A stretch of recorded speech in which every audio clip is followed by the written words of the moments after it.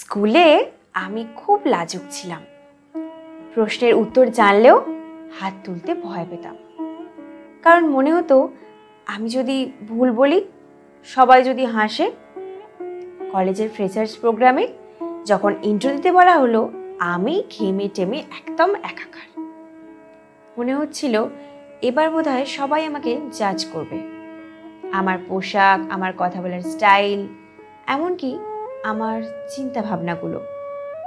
আমি বোধহয় সবার হাসির খোরাক হয়ে যাব। ইন্টারভিউ দিতে যাওয়ার দিন যখন রেডি হচ্ছিলাম, পাশের বাড়ির কাকিমা বলে উঠল, তুই চাকরি করবি? তোর দ্বারা হবে না, বেকার সময় নষ্ট করছিস।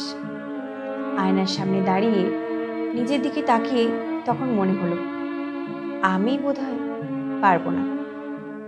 এই গল্পটা কম বেশি সবার জীবনেই ঘটেছে। আমরা প্রতিদিন বিভিন্ন পরিস্থিতির মুখোমুখি হই, কখনো অফিসে, কখনো পরিবারে, কখনো সমাজে। কখনো আমাদের ভয়েসকে জাজ করা হয়, আবার কখনো আমাদের ডিসিশনকে প্রশ্ন করা হয়।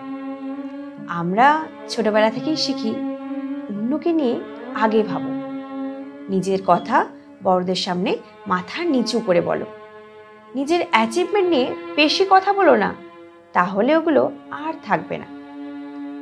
এই সিচুয়েশনে কনফিডেন্সটা একদম ভেঙে যায়। আমি একসময় ভেবেছিলাম কনফিডেন্স মানে পারফেক্ট হওয়া। যারা অনেক সাকসেসফুল তারা অনেক কনফিডেন্ট, তাদের কখনো ভুল হয় না, কখনো দ্বিধাও করে না। পরে বুঝেছি কনফিডেন্স মানে নিজেকে অ্যাকসেপ্ট করা, যেমন আছি ঠিক তেমনটাই। কনফিডেন্স মানে নিখুঁত হওয়া নয়, কনফিডেন্স মানে ভুল করেও উঠে দাঁড়ানোর ক্ষমতা। কনফিডেন্স মানে নিজের প্রতি বিশ্বাস রাখা, নিজের ক্ষমতাটা চিনতে পারা।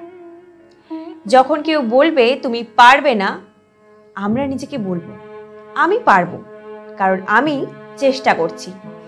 যখন কেউ বলবে এত জোরে কথা বলো না, তোমার ভয়েসটা খুব বেশি, তখন আমরা বলবো আমার ভয়েস আমার শক্তি। যখন মনে হবে আমরা পারবো না, তখন নিজেদেরকে জিজ্ঞাসা করব কেন পারবো না।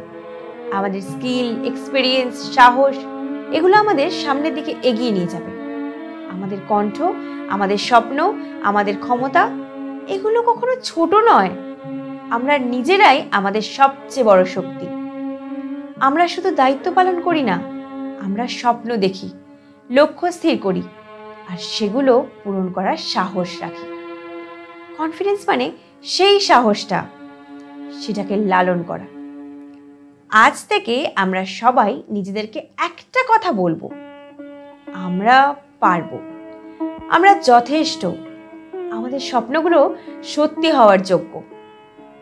কারণ কনফিডেন্স আমাদের সকলের ভিতরেই আছে, শুধু সেটাকে জাগিয়ে তোলার প্রয়োজন।